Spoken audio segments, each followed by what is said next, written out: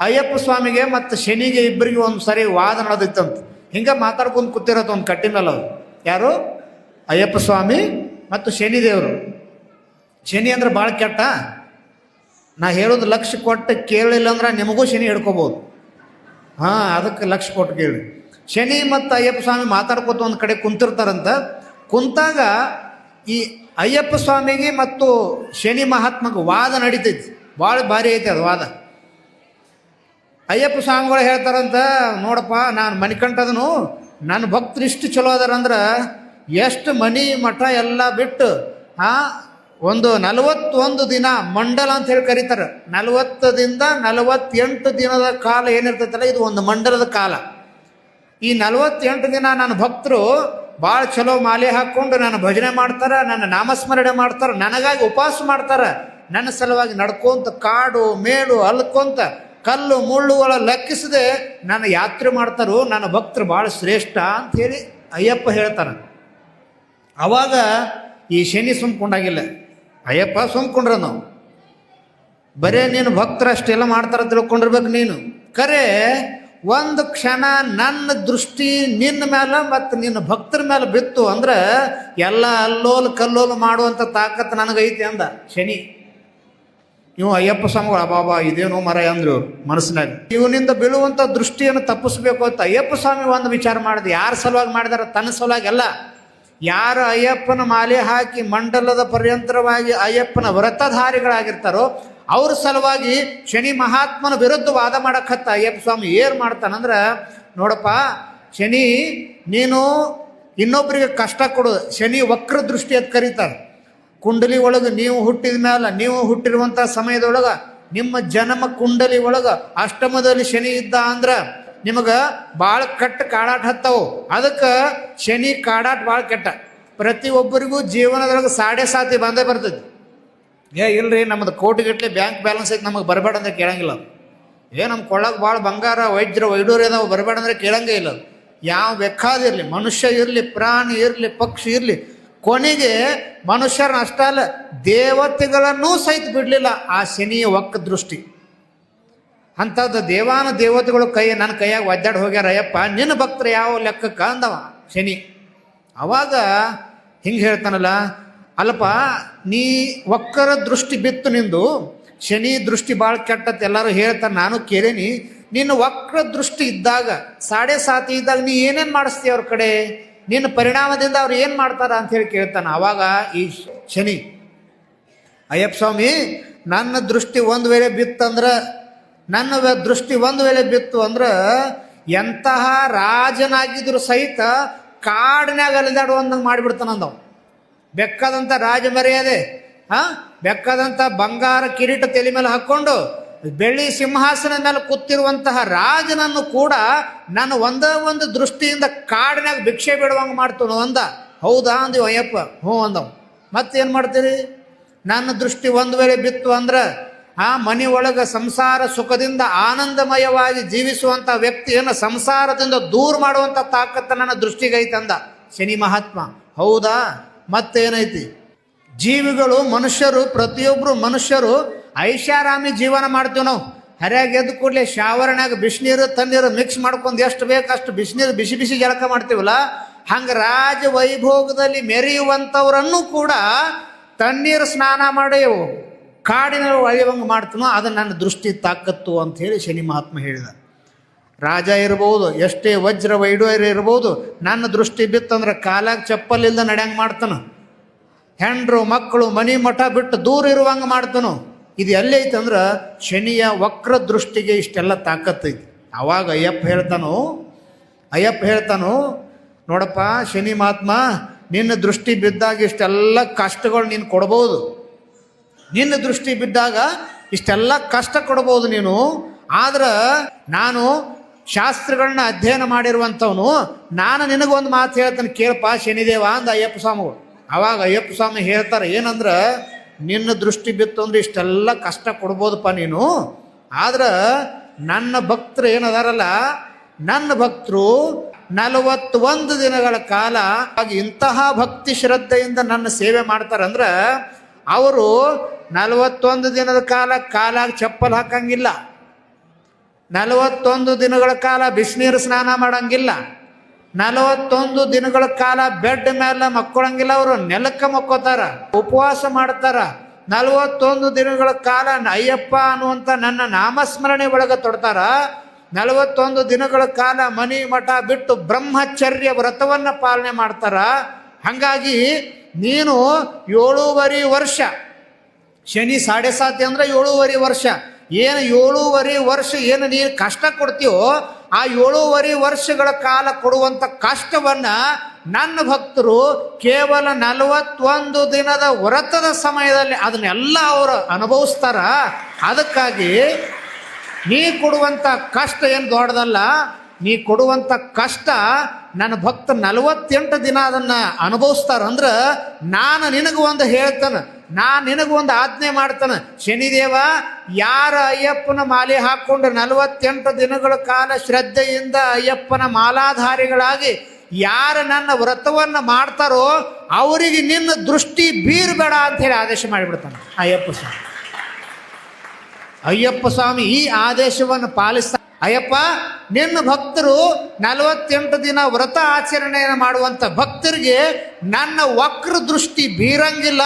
ನನ್ನ ವಕ್ರ ದೃಷ್ಟಿ ಇದ್ರೂ ಸಹಿತ ಅದರ ಪರಿಣಾಮಗಳು ಯಾವುದೂ ಪರಿಣಾಮಗಳು ಅವ್ರು ಆಗಲಾರ್ದಂಗೆ ನಾನು ನೋಡ್ಕೋತೀನೋ ಅಂಥೇಳಿ ಅಯ್ಯಪ್ಪಗೆ ಮಾತು ಕೊಟ್ಟ. ಅದಕ್ಕಾಗಿ ನೀವೆಲ್ಲರೂ 41 ದಿನಗಳ ಕಾಲ ಈ ವ್ರತವನ್ನು ಆಚರಣೆ ಮಾಡುವಂಥದ್ದು. ಕರಿ ಬಟ್ಟೆ ಶನಿ ಕಲರ್, ಇದು ಶನಿ ಕಲರ್.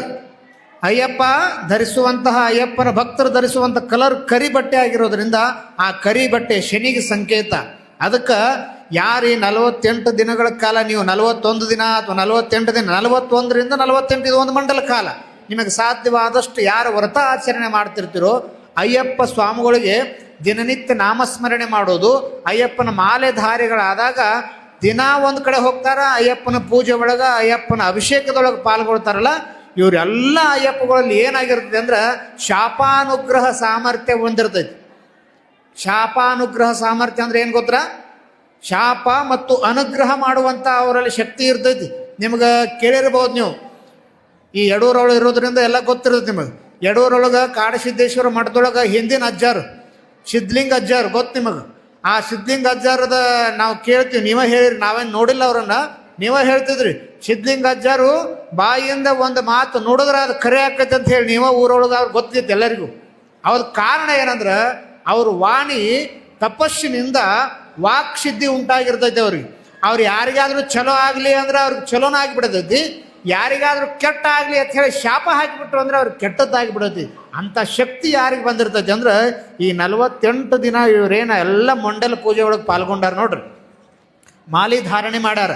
ಅವ್ರ ಬಾಯಿ ಒಳಗೆ ಬಾಯಿ ಬಿಟ್ರೆ ಅಯ್ಯಪ್ಪ, ಬಾಯಿ ಬಿಟ್ರೆ ಸ್ವಾಮಿ ಶರಣಂ ಅನ್ನುವಂಥ ಮಂತ್ರ ಘೋಷಗಳದಾವಲ್ಲ, ಅವ್ರ ಬಾಯಿಯಲ್ಲಿ ನುಡಿಯುವಂಥ ನಾಮಗಳಿಂದ ಅವ್ರಿಗಿಂಥ ಶಕ್ತಿ ಬಂದಿರ್ತೈತಿ. 48 ದಿನದೊಳಗೆ ಶಾಪಾನುಗ್ರಹ ಸಾಮರ್ಥ್ಯವನ್ನು ಅವ್ರು ಪಡ್ಕೊಂಡಿರ್ತಾರೆ. ಅದಕ್ಕೆ ನಮಗೆಲ್ಲರಿಗೂ ಅಯ್ಯಪ್ಪ ಸ್ವಾಮಿ ಮೆಟ್ಲು ಇರಕ್ಕೆ ಆಕೈತೆ ಇಲ್ಲ ಗೊತ್ತಿಲ್ಲ. 18 ಮೆಟ್ಟಲು ಅದಾವೆ. 18 ಮೆಟ್ಟಲುಗಳು ಎಂಥವು ಶಕ್ತಿ ಐತಂದ್ರೆ ಆ ಮೆಟ್ಟಲೊಳಗೆ ಇಷ್ಟು ಪವರ್ಫುಲ್ ಅದಾವಂದ್ರೆ ಜೀವನದೊಳಗೆ ಒಮ್ಮೆ ಆದರೂ ಆ 18 ಮೆಟ್ಟಲುಗಳನ್ನ ಏರಬೇಕು ಅಂಥೇಳಿ ಶಾಸ್ತ್ರಗಳು ಬರ್ಕೊಂಬರ್ತಾರೆ. ನಮ್ಮೆಲ್ಲರಿಗೂ 18 ಮೆಟ್ಟಲ ಏರಾಕೈತೆ ಇಲ್ಲೋ ಗೊತ್ತಿಲ್ಲ. ಯಡೂರು ಒಳಗೆ ಬಂದಿರುವಂಥ ಅಯ್ಯಪ್ಪ ಸ್ವಾಮಿಗಳು, ಯಡೂರು ಒಳಗೆ ಅಯ್ಯಪ್ಪ ಸ್ವಾಮಿ ಕಮಿಟಿ ಏನೈತಲ್ಲ, ಇಂಥ ಭಾಗ್ಯ ನಮಗೆ ಕೊಟ್ಟಾರ. ಯಡೂರಿನ ಒಳಗೆ ಕುಂತ್ಕೊಂಡೆ ಸಾಕ್ಷಾತ್ ಶಬರಿಮಲೆಗೆ ಹೋಗಕ್ಕೆ ನಮ್ಗೆ ಆಗಲಿಲ್ಲ ಅಂದ್ರೆ ಪರವಾಗಿಲ್ಲ, ಇವತ್ತು ಯಡೂರು ಒಳಗೆ ಕುಂತ್ಕೊಂಡು ಇಲ್ಲಿ ಮುಂದೆ 18 ಮೆಟ್ಟಲು ತಯಾರು ಮಾಡ್ಯಾರಲ್ಲ, ನಾವು ಭಕ್ತಿ ಶ್ರದ್ಧೆಯಿಂದ ನಮಸ್ಕಾರ ಮಾಡ್ಕೊಂಡಿವಿ ಅಂದ್ರೆ 18 ಮೆಟ್ಟಲು ಏರಿಯುವಂಥ ಪುಣ್ಯ ನಮಗೆ ಸಿಗ್ತೈತಿ ಅನ್ನೋದನ್ನು ಭಾವಿಸ್ಬೇಕು. ಪ್ರತಿ ವರ್ಷ ಮಾಲೆ ಹಾಕಿರುವಂಥ ಸ್ವಾಮಿಗಳು ಇಲ್ಲಿ ಮ್ಯಾಲೆ ಕುಂತಾರೆ, ಇವರೆಲ್ಲ ಗುರುಸ್ವಾಮಿಗಳು ಅಂತ ಹೇಳಿ ಕರೀತಾರೆ. ಇವ್ರಿಗೆ ಗುರುಸ್ವಾಮಿಗಳು ಹೆಂಗಾಗ್ತಾರೆ ಗೊತ್ತಾ ನಿಮಗೆ? ಬರೀ ಹೆಸರು ಮುಂದೆ ಗುರು ಅಂತ ಹಚ್ಕೊಂಡ್ರೆ ಗುರುಸ್ವಾಮಿ ಆಗಂಗಿಲ್ಲ. ಗುರುಸ್ವಾಮಿಗಳು ಯಾವಾಗ ಆಗ್ತಾರೆ ಅಂದ್ರೆ ಅವರು ಪ್ರತಿ 1 ವರ್ಷ ಮಾಲೆ ಹಾಕ್ತಾರೆ. ಹಿಂಗೆ ಎಷ್ಟು ವರ್ಷ ಮಾಲೆ ಹಾಕ್ತಾರೆ ಅಂದ್ರೆ 18 ವರ್ಷ ಮಾಲೆ ಹಾಕಿದಾಗ 19ನೇ ವರ್ಷಕ್ಕೆ ಅವ್ರು ಗುರುಸ್ವಾಮಿಗಳು ಹಾಕ್ತಾರೆ. ಇಲ್ಲಿ ಮ್ಯಾಲೆ ಕೂತಾರಂದ್ರೆ ಸುಮ್ಮನೆ ಬಂದು ಇಲ್ಲಿ ಮ್ಯಾಲೆ ಕುಂತಿಲ್ಲ, ಅವರು 18 ವರ್ಷ ಈ ವ್ರತ ಪಾಲನೆ ಮಾಡ್ಯಾರ. 18 ವರ್ಷ ಅಯ್ಯಪ್ಪ ಸ್ವಾಮಿಯ ದರ್ಶನವನ್ನು ಮಾಡ್ಯಾರ. 18 ವರ್ಷಗಳ ಕಾಲ 18 ಮೆಟ್ಟಲು ಹತ್ಯಾರ. ಹಾಗಾಗಿ ನಮ್ಮೆಲ್ಲರಿಗೂ ಕೂಡ ಗುರುಸ್ವಾಮಿಯಾಗಿ ಇಲ್ಲಿ ಅವ್ರು ನಿಂತಾರಂದ್ರೆ ಅವ್ರು ಹೇಳಿದ್ದನ್ನು ನಾವು ಪಾಲಿಸ್ಬೇಕು. ಅವರು ಗುರುಸ್ವಾಮಿಗಳು ಏನು ಹೇಳ್ತಾರಲ್ಲ, ಈಗ ಆಗಿರುವಂಥವ್ರೆಲ್ಲರೂ ಕನ್ಯಾ ಸ್ವಾಮಿಗಳಾಗಿರ್ತಾರೆ, ಒಂದಿಷ್ಟು ಗಂಟಿ ಸ್ವಾಮಿಗಳು, ಗದಾ ಸ್ವಾಮಿಗಳು, ಕತ್ತಿ ಸ್ವಾಮಿಗಳು, ಹಿಂಗೆ ಒಂದೊಂದು ವರ್ಷಕ್ಕೆ ಒಂದೊಂದು ಸ್ವಾಮಿಗಳು ಅಂತೇಳಿ ಅವ್ರನ್ನ ಹೆಸರಿಂದ ಕರೀತಾರೆ. ಹಾಗಾಗಿ ನಾವು ಎಲ್ಲರೂ ಈಗ ಈ ವರ್ಷದಿಂದ ಹಿಡ್ಕೊಂಡು ಸಮೀಪದಲ್ಲಿ 2-3 ವರ್ಷದಲ್ಲಿ ಮಾಲೆ ಹಾಕುವವ್ರು ಎಲ್ಲರೂ ಏನು ಮಾಡ್ಬೇಕಂದ್ರೆ ಆ ಗುರುಸ್ವಾಮಿಗಳು ಹೇಳಿರುವಂಥದ್ದನ್ನು ಪಾಲಿಸ್ಬೇಕು. ಗುರುಸ್ವಾಮಿಗಳು ಯಾಕಾಗ್ಯಾರಂದ್ರೆ ಒಂದೊಂದು ವರ್ಷ ಮಾಲೆ ಹಾಕೋದು 18 ಮೆಟ್ಲು ಹೆಂಗೆ ಏರ್ಯಾರೋ ನಾವು ಸಂಕಲ್ಪ ಮಾಡಬೇಕು. ಎಡೂರೊಳಗಿರುವಂಥ ಸ್ವಾಮಿಗಳಾಗಿರ್ಬೋದು, ಏನು ಉಳಿದು ಎಲ್ಲ ಊರಿನಿಂದ ಬಂದಿರುವಂಥ ಅಯ್ಯಪ್ಪ ಸ್ವಾಮಿಗಳು ಏನು ಸಂಕಲ್ಪ ಮಾಡ್ಬೇಕಂದ್ರೆ, ಅಯ್ಯಪ್ಪ ನಾನು ಈ ವರ್ಷ ಮಾಲೆ ಹಾಕೇನಂದ್ರೆ ಮೊದಲನೇ ವರ್ಷ ನಾನು ನನ್ನಲ್ಲಿರುವಂಥ ಒಂದು ದುರ್ಗುಣವನ್ನು ತ್ಯಜಿಸ್ತನು, ದುರ್ಗುಣವನ್ನು ನಿನ್ನ ಅಯ್ಯಪ್ಪ ಶಬರಿ ಒಳಗೆ ಬಿಟ್ಟು ಬರ್ತಾನಪ್ಪ ಅಂತ ಹೇಳಿ ಸಂಕಲ್ಪ ಮಾಡಬೇಕು. 2ನೇ ವರ್ಷ ಮತ್ತೊಂದು ಇಂಥ ಸಂಕಲ್ಪ ಮಾಡಬೇಕು. ಹಿಂಗೆ ಪ್ರತಿ ವರ್ಷ ಮಾಲೆ ಹಾಕಿ 41 ದಿನ ಬರೀ ಅಯ್ಯಪ್ಪ ಸ್ವಾಮಿ ದರ್ಶನ ಮಾಡೋದು ಅಷ್ಟೇ ಅಲ್ಲ, ಯಾವಾಗ ಅಯ್ಯಪ್ಪನ ಮಾಲೆ ಹಾಕಿದ್ದಕ್ಕೆ ಸಾರ್ಥಕ ಆಕೈತಿ ಅಂದ್ರೆ ನಮ್ಮಲ್ಲಿ ದುರ್ಗುಣಗಳು ಇರ್ತಾವೆ. ನಾವು ಏನೋ ಒಂದು ಚುಟ್ಟ ಸೇರ್ತಿರ್ತೀವಿ, ನಾವು ಸಿಗರೇಟ್ ಸೇರ್ತಿರ್ತೀವಿ, ತಂಬಾಕು ತಿಂತಿರ್ತೀವಿ, ದಾರು ಕುಡಿತಿರ್ತೀವಿ. ಈ ಸಂಕಲ್ಪ ನಾವು ಮಾಡಬೇಕಾಗಿತ್ತು. ಏನಂದ್ರೆ, ಅಯ್ಯಪ್ಪ ಈ ವರ್ಷ ನಾನು ನಿನ್ನ ಮಾಲೆಯನ್ನು ಹಾಕೇನಪ್ಪ, ಈ ವರ್ಷ ನಾನು ಸಿಗರೇಟ್ ಸೇದೋದು ಬಿಡ್ತೂನು, ಕರೆ ಅಯ್ಯಪ್ಪನ ಮಾಲೆ ಹಾಕಿದ್ದು ಸಾರ್ಥಕ ಈಗ ಹಾಕಿದ್ದು. ಹಂಗೆ ನಮ್ಮಲ್ಲಿ ದುರ್ಗುಣಗಳು ಇರ್ತಾವೆ. ಏನು ದುರ್ಗುಣ? ನಾವು ಒಬ್ಬರನ್ನ ಯಾರಾದರೂ ನೋಡ್ರೆ ಅವ್ರನ್ನ ದ್ವೇಷ ಭಾವದಿಂದ ಕಾಣ್ತಿರ್ತೀವಿ. ಅಯ್ಯಪ್ಪ ಈ ವರ್ಷ ಮಾಲೆ ಹಾಕೀನಿ, 41 ದಿನ ನಾನು ನಿನ್ನ ವ್ರತ ಆಚರಣೆ ಮಾಡೀನಿ, ಇವತ್ತು ನಾನು ನನ್ನಲ್ಲಿರುವಂಥ ದ್ವೇಷ ಭಾವನೆಯನ್ನು ಕಿತ್ತೊಗಿತು ಅಂಥೇಳಿ ನೀವು ಸಂಕಲ್ಪ ಮಾಡಿದ್ರೆ ಅಂದ್ರೆ ಆ ವರ್ಷ ಹಾಕಿರುವಂಥ ಮಾಲೆ ಸಾರ್ಥಕವಾಗಿರುವಂಥ ಮಾಲೆ ಆಗ್ತದೆ. ಹೀಗಾಗಿ ನಾವೆಲ್ಲರೂ ಏನು ಮಾಡ್ಬೇಕಂದ್ರೆ ಅಯ್ಯಪ್ಪ ಸ್ವಾಮಿಯ ಮಾಲಾಧಾರಿಗಳಾಗಿರುವಂಥವರು ಪ್ರತಿ ಒಂದು ವರ್ಷ ಒಂದೊಂದು ದುರ್ಗುಣಗಳನ್ನು ಬಿಟ್ಕೊಂತ 18 ವರ್ಷ ಮಾಲೆಯನ್ನು ಹಾಕಿದಾಗ 19ನೇ ವರ್ಷಕ್ಕೆ ನಾವೆಲ್ಲರೂ ಬರೀ ಅಯ್ಯಪ್ಪ ಸ್ವಾಮಿಗಳು ಮಾಲೆ ಹಾಕಿರುವಂಥ ವ್ರತಧಾರಿಗಳಾಗಿಲ್ಲಂಗಿಲ್ಲ. 18 ವರ್ಷ ಮುಗಿದು 19ನೇ ವರ್ಷಕ್ಕೆ ನಾವೆಲ್ಲರೂ ಸಾಕ್ಷಾತ್ ಅಯ್ಯಪ್ಪನೇ ಆಗಿರ್ತೀವಿ ಅನ್ನೋದನ್ನು ನಾವೆಲ್ಲರೂ ತಿಳ್ತೀವಿ. ಈಗ ಒಂದಿಷ್ಟು ಮಂದಿ ನಾವು ಕಾಲಿಗೆ ಬಿದ್ದರು, ನಾನು ಅವ್ರಿಗೆ ಕಾಲಿಗೆ ಬೀಳ್ಬೇಡತ್ತೆ ಭಾಳ ಹೇಳಿದೆ. ಯಾಕಂದ್ರೆ ಇವರು ವ್ರತಧಾರಿಗಳು. ದಯಮಾಡಿ ಇನ್ನೊಮ್ಮೆ ಎಲ್ಲೇ ಆಗಿರ್ಬೋದು, ನೀವು ಯಾರಿಗೂ ಕಾಲಿಗೆ ಬೀಳಕ್ಕೆ ಹೋಗ್ಬೇಡ್ರಿ. ಇದು ಯಾರಿಗೆ ಕಾಲಿಗೆ ಬೀಳೋದಿಲ್ಲ. ಯಾರಿಗೆ ಬೀಳ್ಬೇಕು? ನಿಮ್ಮ ಗುರುಸ್ವಾಮಿಗಳಿಗೆ ಬೀಳ್ಬೇಕು. ನಿಮ್ಮ ಗುರುಸ್ವಾಮಿಗಳಿಗೆ ಮಾತ್ರ ನಮಸ್ಕಾರ ಮಾಡಬೇಕು. ದಯಮಾಡಿ ಯಾರಿಗೂ ಕಾಲಿಗೆ ಬೀಳಕ್ಕೆ ಹೋಗ್ಬೇಡ್ರಿ. ಯಾಕಂದ್ರೆ ನಿಮ್ಮ ಕೊರಳೊಳಗೆ ಮಾಲೆ ಇರ್ತೈತಿ. ನಿಮ್ಮ ಕೊರಳೊಳಗೆ ಮಾಲೆ ಅಂದರೆ ನೀವೆಲ್ಲರೂ ನಡೆದಾಡುವಂಥ ಅಯ್ಯಪ್ಪಗಳೇ. ದೇಹೋ ದೇವಾಲಯ ಪ್ರೋಕ್ತೋ ಜೀವೋ ದೇವಸನಾದ. ನಮ್ಮ ಶರೀರನ ಒಂದು ಅಯ್ಯಪ್ಪನ ಗುಡಿ.